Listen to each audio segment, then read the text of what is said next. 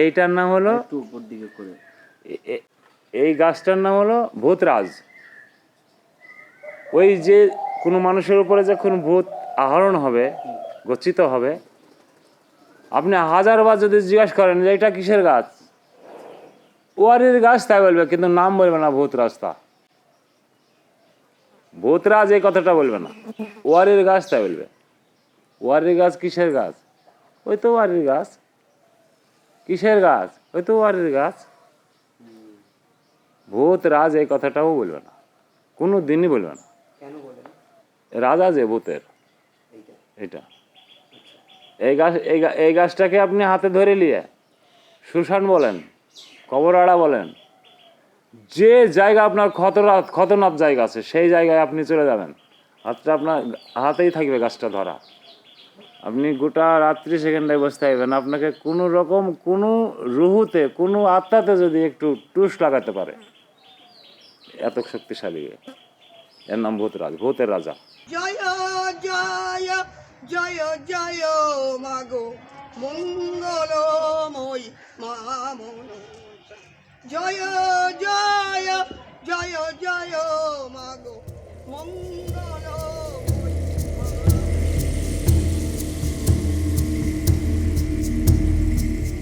যখন মানুষ মরে যায়, মৃত হয়, আমরা মৃত বলে ঘোষণা করি, তখন কিন্তু প্রেত আত্মা তার কাছে, সৎ আত্মা কিন্তু আউট।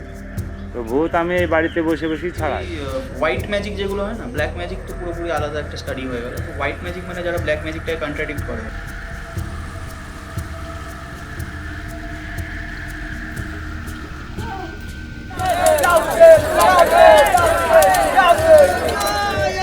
জয় জয় মাগো।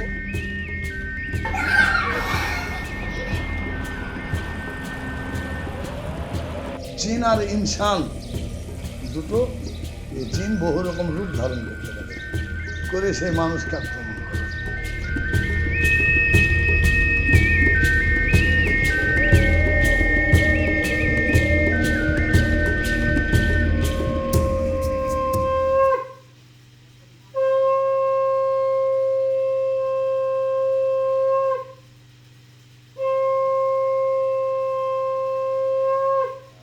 ঠাকুর পিসিরি পাওয়া আর কি, স্বপ্নাদেশে পাওয়া, আর মোটামুটি ওই 71-এর আশপাশে।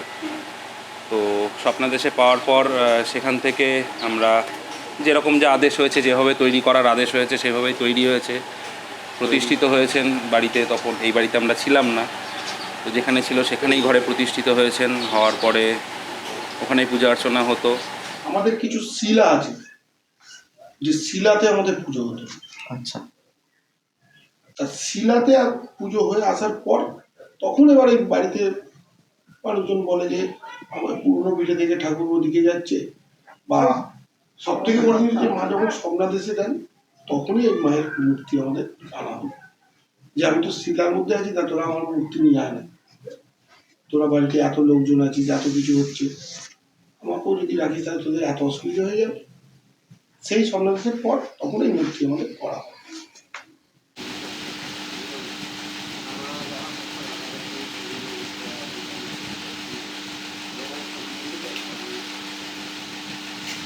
এমন কিছু ইনসিডেন্ট হয় যেটাতে আমাদের ঠাকুরের মানে আমার পিসির ওপর যেহেতু এই পুরো ঘরটা হয়, তো সেইটা খুব একটা বাজে কন্ডিশন অবধি চলে যায় শুরুতে। মানে আমি যেটা বলছি আপনার 71-এর আশপাশে যখন এটা পায়, মানে উনি যখন থেকে স্বপ্নাদেশ পান। হ্যাঁ হ্যাঁ, মোটামুটি বছর 6-7 বয়স তখন আমার পিসির, 6-7 বছর। এখন পিসির 60 প্রায় আপ হতে চললো। আমার মার কাছে জিনিসটা আসে 2008 না 7-8 নাগাদ, 2007 কি 8 এই টাইমটায় আসে।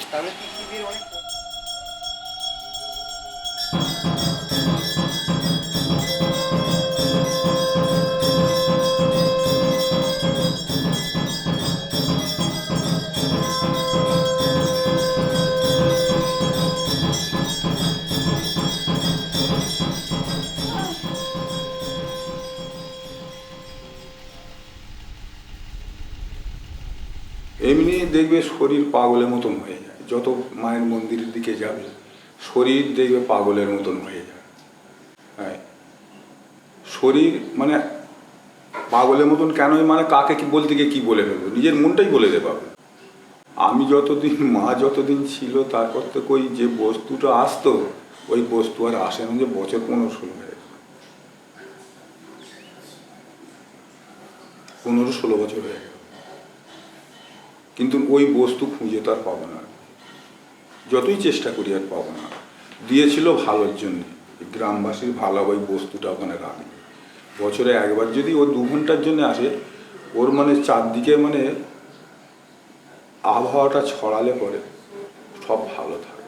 আর হতেও তাই, যে থেকে চলে গেল সেই থেকে তো আমি নিজে তো ওখানে পাড়ায় থাকি, তো দেখছি খুবই অসুবিধার মধ্যে আছে, মানে সেটা আমি কাউকে বলতে পারি না, নিজে বুঝতে পারছি। তাহলে এবার গেছে আমাদের জন্য, আমরা কোনো কিছু হয়তো করেছি যার কারণে বস্তুটি চলে গেল, ওই বস্তু আর ফিরে পাবো না।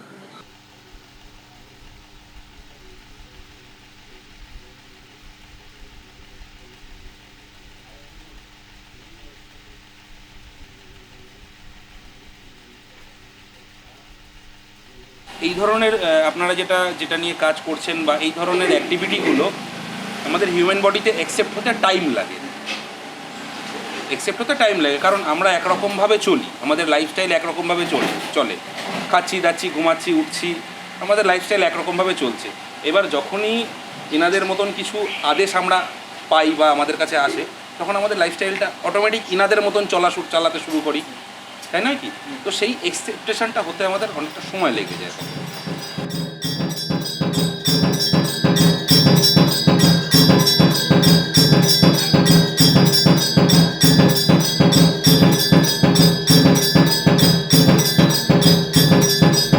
আমার যতটুকু শিক্ষা বা আমার যতটুকু জ্ঞান, ওইভাবে ভর হওয়া জিনিসটা কিন্তু এখন আর নেই। পূর্বপুরুষের যদি কথা বলেন, তখন আমি জন্মাইনি, আমি তখন কথা বলতে পারবো না আপনাকে,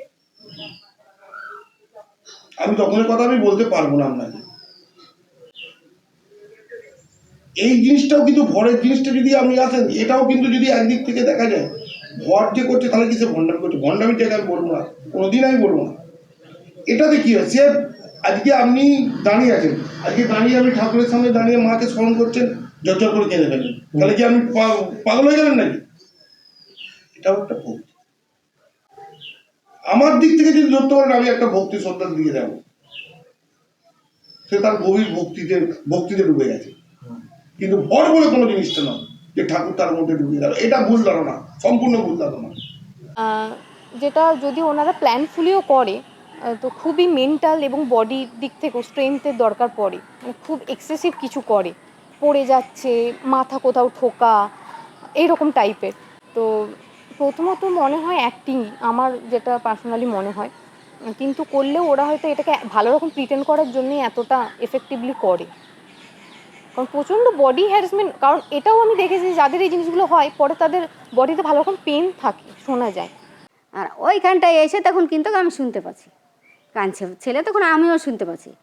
দেখুন আমি বড় ছেলেটাকে বলছি, থাম, আজকে তোর বাবার সঙ্গে আমি ঝামেলা লাগাবো। এই রোজ রোজ একটা কথা বলছি, আর এই লোকটা একটা কথাও আমার লিছে না।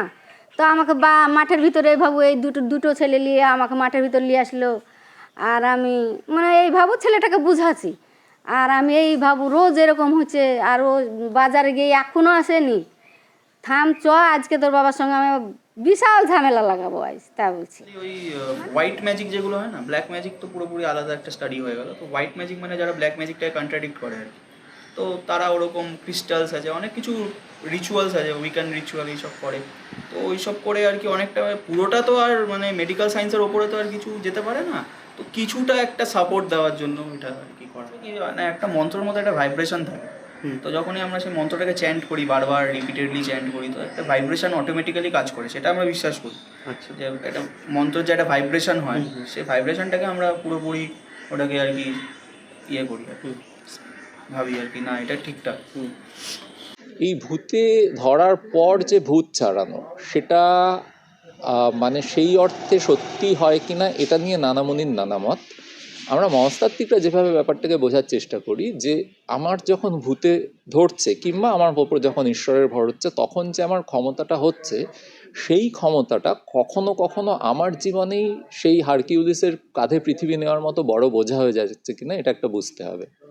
অর্থাৎ দীর্ঘদিন ধরে আমি হয়তো বিভিন্ন জিনিস ইন্টারপ্রিট করি, তাতে কিছু মানুষের ভালো হচ্ছে, কিন্তু আমার ইন্টারপ্রিটেশনটা একটা সময় গিয়ে হয়তো মানুষের মধ্যে খুব একটা সুবিধাজনক জায়গায় তৈরি হচ্ছে না। ফলত আমার মধ্যেকার অপদেবতা কিংবা দেবতা তিনি ক্রমশ ক্ষমতাহীন হয়ে পড়ছেন। এই ক্ষমতাহীন অপদেবতা বা দেবতাকে নিয়ে আমি কিভাবে চলবো না চলবো এটাও একটা বড় বিষয়। প্রথমে হচ্ছে EMF meter, electronic magnetic field meter. ওইটা বেসিক্যালি তোমার ইলেকট্রোম্যাগনেটিক প্রেমাই, মানে যেখানে আমরা পড়ছি সেখানে কোনো ইলেকট্রোম্যাগনেটিক ফিল্ড আছে কিনা, তো সেটাকে বেসিক্যালি ক্যাপচার করে। আর আরেকটা হচ্ছে তোমার এক্সটার্নাল থার্মোমিটার। থার্মোমিটার মানে হচ্ছে এক্সটার্নাল মানে হচ্ছে তোমার পুরো জায়গাটার টেম্পারেচার মাপবে, ঠিক আছে। এবার আরেকটা হচ্ছে তোমার ইনফ্রারেড থার্মোমিটার, মানে একটা পয়েন্টের টেম্পারেচার মাপবে। মানে একটা 4টে দিয়াল আছে, একটা দিয়ালে একরকম মারলে একরকম আসবে, আরেকটা দিয়ালে মারলে আরেক রকম টেম্পারেচার আছে। তো সাইন্টিফিক অ্যাসপেক্টটা বলছি এটার টেম্পারেচারের ব্যাপারটা। আমরা বিশ্বাস করি একটা হন্টেড প্লেসে বা একটা ইনভেস্টিগেশন করার সময় যে হন্টেড প্লেস থাকে সেখানে দু রকম জায়গা থাকে, একটা হচ্ছে হটস্পট আর একটা কোল্ড স্পট। ঠিক আছে, হটস্পট মানে জায়গাটা ওয়ার্মথ, মানে একটু গরম থাকবে, আর কোল্ড স্পট মানে জায়গাটা ঠান্ডা। তো এবার এনার্জি যেটা আছে, যেটা যেই এনার্জি থাকুক, নেগেটিভ পজিটিভ যাই হোক, এনার্জি যেটা থাকে সেটা নিজেদেরকে ম্যানিফেস্ট করার জন্য একটা ফ্রিকশন তৈরি হয়, ঠিক আছে। এবার যখনই এই ফ্রিকশনটা তৈরি হবে, ফ্রিকশন মানে কি হয়, জায়গাটা গরম হবে।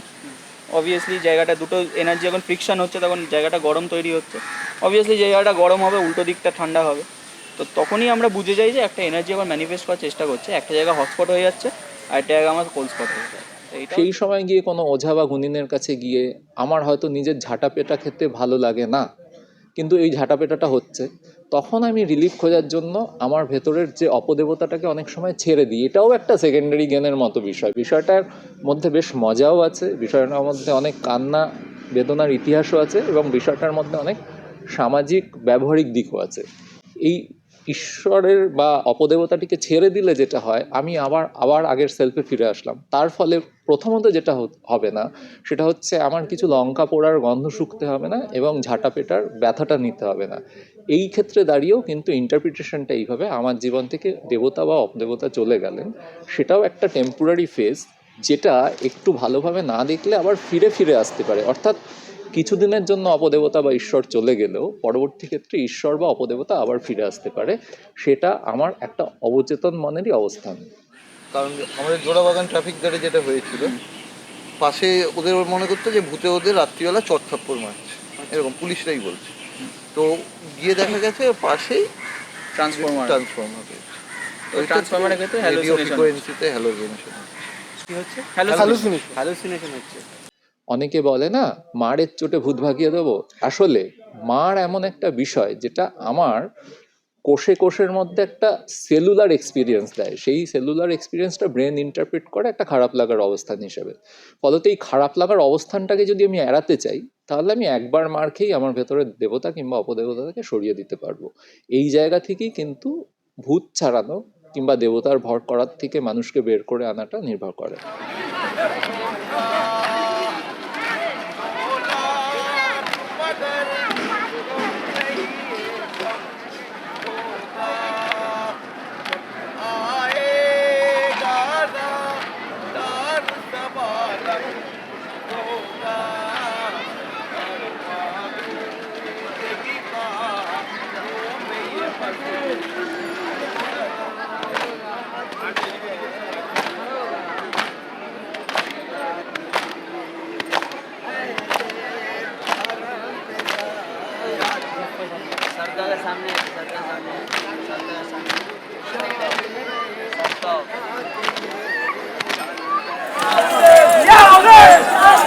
Yeah,